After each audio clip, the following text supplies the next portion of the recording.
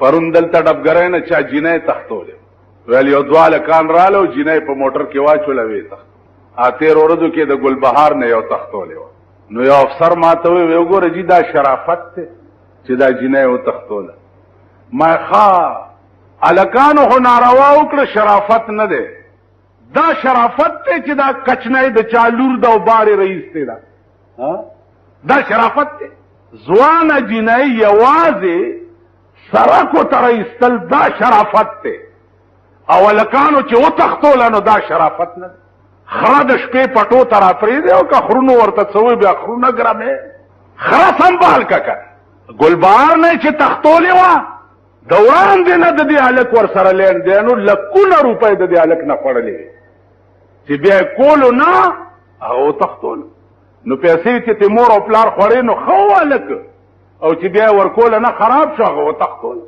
ښه یې وکړه که بد یې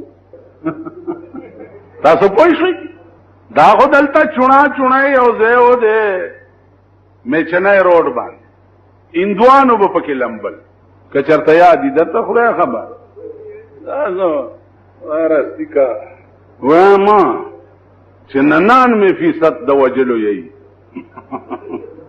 99% خبره نه پوهېږي بس خو یهود دی هندوانو به پکې لمبل ښځو او نرو زمونږ دا مسلمانان بال ته دانو والا مریض به بوتلو چې چوڼای کې ولمبوه نو دانې پې خیږي یا د جوګنشاه کې یو کوې و هغې له به دا دانو والا مسلمانانو بوتله د هندوانو کوې و نو دا به پکې لمبول رالم نو چوڼای کې هندوې په دې کې د حسن ګړی د طرف یو سړی پې راغلی دی چې راغلی دی هندوان هم دي او ځوان هندوي دي سړی چې کتلی دي پې ورمنډه کړې ده چې ورمنډه کړې ده هغه هندوانو ته आवाज وکړو چې اپنی ګوړی باندھو ہمارا گھوڑا چوٹ گیا او ورمنډه کړې ده او هندو یې په شا کړې او تښتولې هلکه دا ولې د ظالم بچی ما دوی ته ویلي وو چې خپل آس په هم سنباله که ګوره زما آس در خلاص چې دوی خپل آس پې نه سنبالولی دا زمونږ ملک دی دهشتګرد دی او دهشتګرد دی دهشتګرد دی دهشتګرد خو په ښځو نه دي ختلي خدای هم بیخ بنیاد و بس خو چې ګیرې والا ګوري وي دا دهشتګرد دی اوس لا دغه ډرونه شي چې دا ګیرې کلې کوي دا دهشتګرد دي خو چې امریکا څه مهرباني وکړي بسا زمونږ ایماني اوا زمونږ دیني اوا زمونږ مذهبي نن د دنیا ملکونه په دې عظیم قهر باندې گرفتار دي د دنیا یو وزیرستان ورته راوچت شوی اوس په وزیرستان پمفلټې غورځوي لګیا دي تاسو زمونږ وروڼه یې او تاسو زمونږ بیګان یې او مونږ تاسو سره جوړه کوو مونږ تاسو سره دا کوو دا وزیرستانیان هم پوره رشیدونه دي که هغې کې خو یو سړی هم داسې نه دی چې بم ناري کې سړی هلته منډه کړي دا زمونږ غټکوني دا وایي که نه وایي ستاسو علاقه کې غټکوني شته ټول وایي غټکونه مالدار ته وایي ښه چې بنګلې وي هڼې وي موچه وخوړ موچه یې څنګه وخوړم که عقلمن خواشه ستا په څه عقل د خره پیدا په پیسې در نه لري کوم تا او خر کې څه فرق دی په پیسو نوم صاحب بس دا پیسې ته لري که یا به داسې ګرځي او بیا یو پوښتنه درنه کوم خو په زور ووایئ خرې له خدای پاک اس میړه ورکوي نه خو په زور ووایئ که د خرې میړه اس کېدی شي د خرې میړه څوک نو مونږ خره قوم یو ښه زمونږ مړونه به هم خره راځي په مونږ او بیا اصلم خدای ښځه اسپه نه ورکوي خر له اسپه ودیږي خر له اسپه ودیږي نه ودیږي خر له به هم خره ودیږي زمونږ د دې ملک یو وزیره ده زبیده څه نامه زبیده جلال مبارکه خره وایي خدای خره درکړه زبیده جلال د تعلیم وزیره ده اوس په نور تفصیلاتو پوهېږئ نه هغه لګیا ده اغا خان سره لینک میلاو کړی دی سره اغا خان سره او ستا د ملک په تعلیم کې هغه خانیت را منډي. سن 2006 پورې به تماشا وکړي چې ستا د ملک تعلیم به څنګه وي. زبیده جلال د مرکز وزیر ده، نو زه کله کله وایم چې کوچی له ښځې راغلې ویلې مبارک شه، هغې ویل ولې؟ ویل اباد ملک شو، اباد ملک شو. کوچی ورته داسې کوي چې خوره قیامت شه. وی چې ولې؟ وی سړي د خنزیر بچي ټول خلاص شو چې د ما به ملک شه. او په کونه پاکولو نه پوهېږي نو به ملکي څنګه کوي؟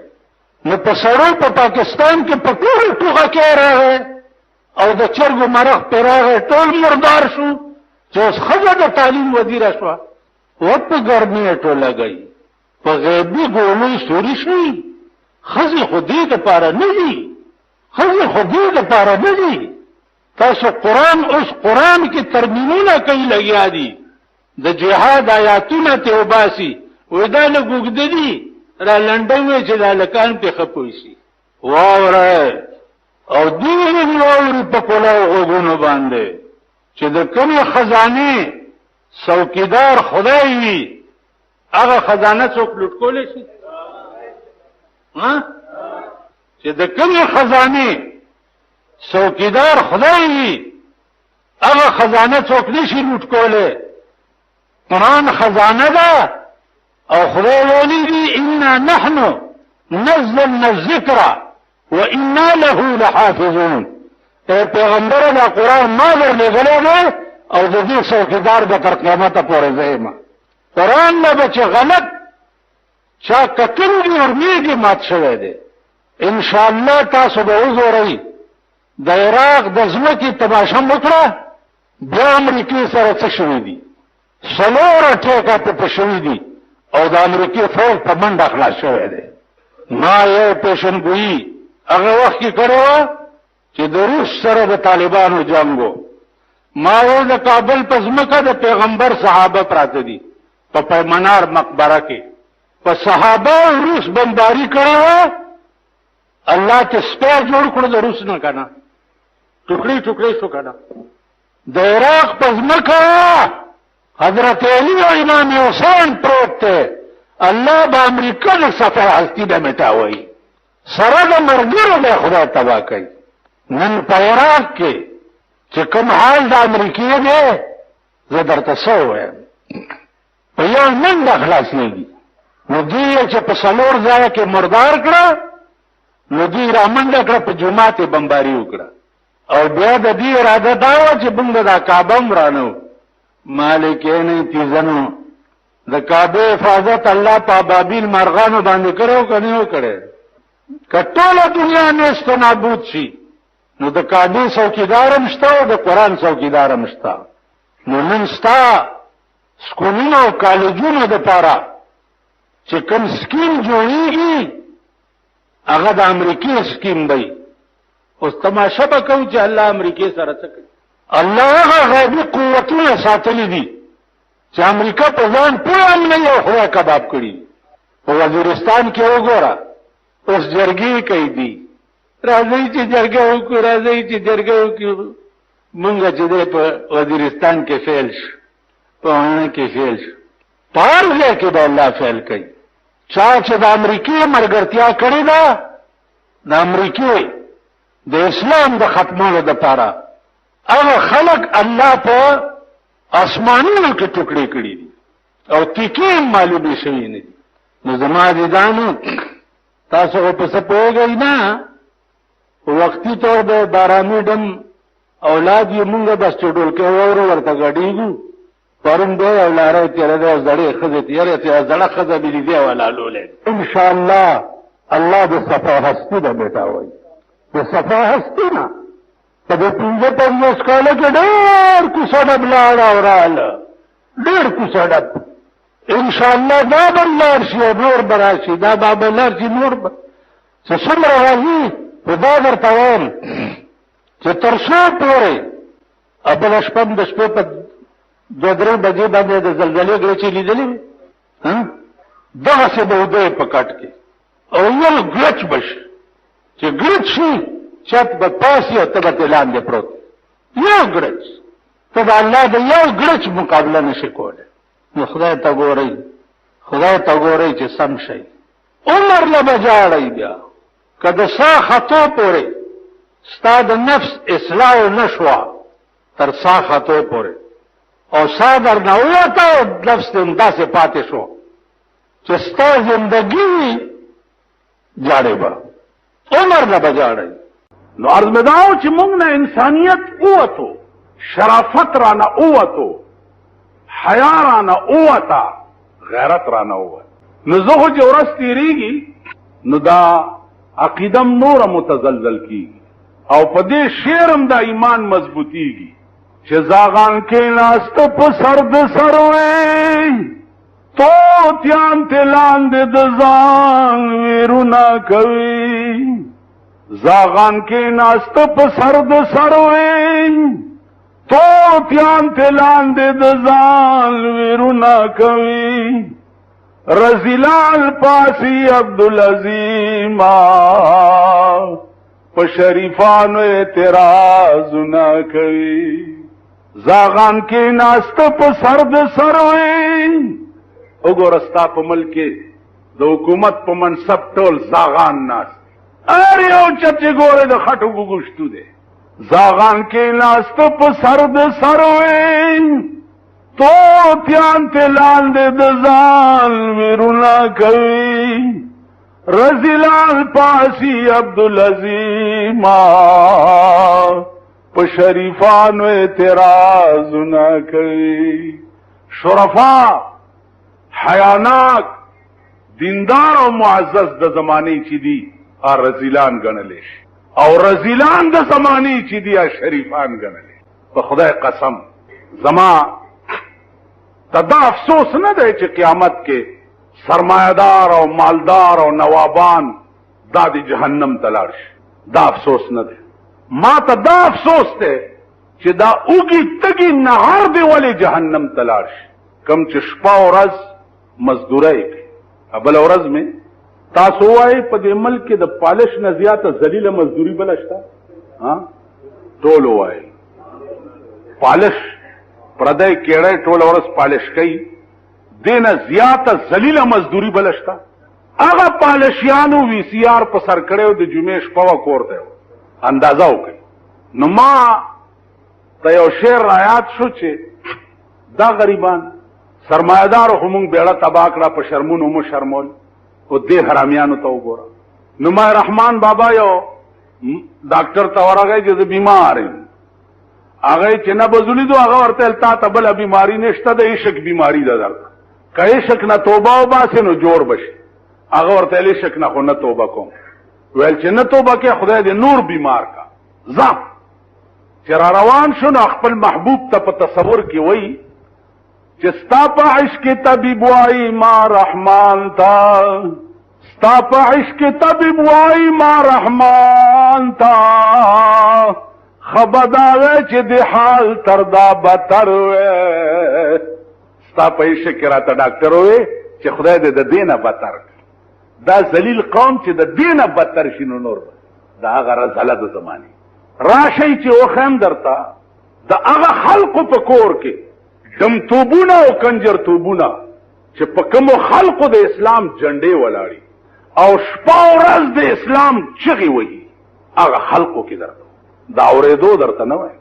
په خدای قسم چې د یو ډېر لوی خطیب لوی په ګنټو سیرت رسول باندې بیان کولو والا بیمارو تپوس ته ورغلم چې په کمره کې مې وکتل نو ټي وي پرته وه. مالدا ولی ویل اس سے کبھی کبھی میں خبریں سنا کرتا ہوں یا طبیعت ناساز ہوتی ہے تو اس سے ذرا طبیعت کو بہلا لیتا. زچری دا اورېدو خبرې نه کوم. اسې د کفر په غونډاري څوک نه وټل. دا د لیدو ده.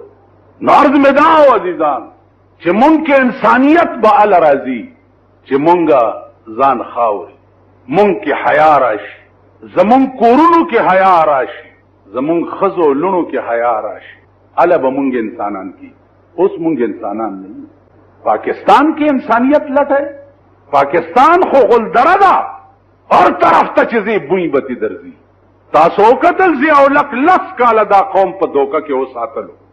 10 کاله اسلام اسلام اسلام. بله ورځ اعلان وکړو چې په اسلام راوستو کې زه ناکام شو، نشم راوستی. اسلام ستا پلار نشي راوستی. اسلام په دې ملک کې کراولي، امریکا به راولي. امریکا تا پریدینا نو تا اوس اعلان وکړو 10 کاله دا قوم په دوکه کې ساتي. نو عزیزانو تاسو به نور خپل حشر ګورئ، خپل انجام به ګورئ. په دې ملک کې وګورئ هغه خلق تاسو ته څه پته ده؟ لوی لوی خلق ګوګشتوان دي، په خبره نه پوهېږي. دا پته ولګوئ چې کوثر نیازي روس ته څه دپاره تللی دی. کوثر نیازي تاسو پېژنئ؟ ماما نه پېژنئ؟ پوهېږئ په ته د کوم ځای پیرای پولیټیکل پیژنئ؟ ډیپټي صاحب کمشنر سے ماڑا څوک خو به پیژنه ناخلو کوي نه ټول پیژنه، ماڑا پولیټیکل صاحب چې نه پیژني. مونږ پولیټیکل کوثر نیازي پته وکړئ چې دی روس ته تللی. تاسو خیال راکړئ دا هغه کوثر نیازي دی چې بوټو د ټول ملک د مذهبي امورو وزیر کړی و او د مرګ نه وروستو لاړو د ضیاءالحق په غېږ کې کېناست. استاد ملک روابط جوړی د روس او په ماسکو کې ناست دی. دا ستا ملک دی. دلته د قوم بچی په بمونو کباب کیږي لګیا دی او دوی د روس سره ګډ جوړونه کوي. نو عرض مې دا و عزیزانو چې دا هر څه به ټیک وی خو که مونږ کې انسانیت دی، مونږ انسانان نه یو. مونږ وقتي طور د زناورو رونه یو. زناور غوا، میخه، خر، اس باخور چې ورپرېږدي او ونډه دې ورته کړي او یو ځل هغه وربوس په ونډه کې وربخت کي، ورته وایه خر صاحب دنیا بار ورانه شوه. اب بیا یې وخوځوه چې خر صاحب دنیا اب غوی له ووایه چې ونډه خورې دنیا ورانه شوه. اب داسې کوي که نه کوي؟ غوا میخې خو هم ساتلي که نور په 16-15 نه پوهېږئ. یو خو زما مخې ته ټول بوډاګان ناست دي، دا خوندم نشته، په خبره نه پوهېږئ. دومره خو پوهېږئ چې غوی ته ووایه چې هلکه په ونډه کې بوختې دنیا ورانه شو. دا چې میخې ته ووایه، سنډا ته ووایه، دا د غویانو او د سنډاګانو رونه دي، په ونډه کې بوخت دي. ونډې خوري، بنګلې دي، وي سي آرونه دي، ټي وي ګانې دي، هیش ماش دی، موټرې دي، مزې چرچی دی، په ونډه کې بوخت دي. وزیر صاحب دنیا ورانه شو بار او پوهېږي نه. نن راشه ستا په ملک کې ورځ د ورځې 25 میټینګه کېږي. هغه ورځ چا راته وایي دا هر ورځ میټینګ دی میټینګ دی میټینګ دی. دا ولې؟ مال میټینګ ځکه دی چې دوی د سبا او د ماښام په چل نه پوهېږي. سهار یو څه وایي، ماښام بل څه وایي، سهار بل څه وایي، ماښام بل څه وایي. په میټینګونو خو انګریزان پوهېده چې د ټول عمر یو پالیسي جوړه کړې وه. انګریز قوم چا په میټینګ کې نه و لیدلی. تاسو ورشئ انګریز ملکونو کې وګورئ، د هغې اسمبلی ته دارالعوام وایي. دارالعوام کې په کال کې یو ځل میټینګ وشي او د ټول کال پالیسي جوړه شي. بس هر سړی په خپل خپل ځای سیټ وي او خپل کار کوي. دلته سهار هم ورشه میټینګ دی، ماښام ورشه میټینګ دی، د شپې ورشه میټینګ دی. نو ډېر ښه یې ماما انشاءالله ښې ورځ به په دوربین کې نه ګورئ. څه ششنېدی، چاله الیکشن را روان دی ششنېدی، ټیله یې درکړه 6 میاشتې وایي نه کېږي. جنیجو په اعلان وکړو 90 پورې غلي کېني کینی ټک د نو باسم. تاسو خو